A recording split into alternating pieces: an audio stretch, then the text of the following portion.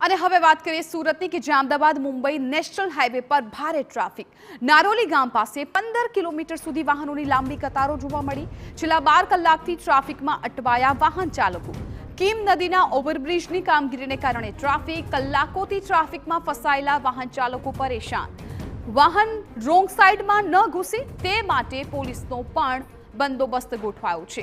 તો આવા દ્રશ્યો પણ જુઓ કે જ્યાં 15 કિલોમીટર સુધી વાહનોની લાંબી કતારો જોવા મળી રહી છે। સંવાદદાતા મેહુલ ભોખડિયા આ મામલે વધુ જાણકારી આપી રહ્યા છે।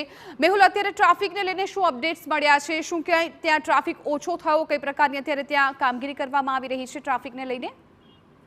જી બિલકુલ, છેલ્લા 12 થી 15 કલાકથી જે સુરત જિલ્લાના માંગરોળ તાલુકાના મોટી નરોલી ગામ પાસે નેશનલ હાઈવે 48 પસાર થાય છે। આ નેશનલ હાઈવે 48 જામ થઈ ગયો છે। એનએચઆઈ વિભાગના જે સૂત્રો છે તેઓના જણાવ્યા અનુસાર જે કીમ નદીનો જે ઓવરબ્રિજ છે તેની મેન્ટેનન્સની કામગીરી ચાલી રહી છે, જેને લઈને આ ટ્રાફિક જામ થયો છે। ટ્રાફિક જામ થતા વાહન ચાલકો હેરાન પરેશાન થઈ ગયા છે। હવે વાહન ચાલકો જે નેશનલ હાઈવેને અડીને જે ગ્રામીણ રસ્તાઓ આવેલા છે તે ગ્રામીણ રસ્તાઓમાં સમયનો વેડફાટ ન થાય તે માટે ઘૂસી રહ્યા છે અને ત્યાંથી તેઓ સુરત જઈ રહ્યા છે। જે રીતનો ટ્રાફિક જામ થયો છે જેને લઈને રોંગ સાઈડમાં કોઈ પણ પ્રકારના વાહનો ન ઘૂસે તે માટે જે સુરત જિલ્લા ટ્રાફિક અને કોસંબા પોલીસની ટીમો છે તે પણ તૈનાત થઈ ગઈ છે અને દરેક કટ પર પોલીસ જવાનો હાલ ખડે પગે રહ્યા છે અને એક પણ વાહનને ટ્રાફિકમાં કે રોંગ સાઈડમાં ઘૂસવા દેવા નથી રહ્યા, જેથી બંને સાઈડની ટ્રાફિક જામ ન થાય।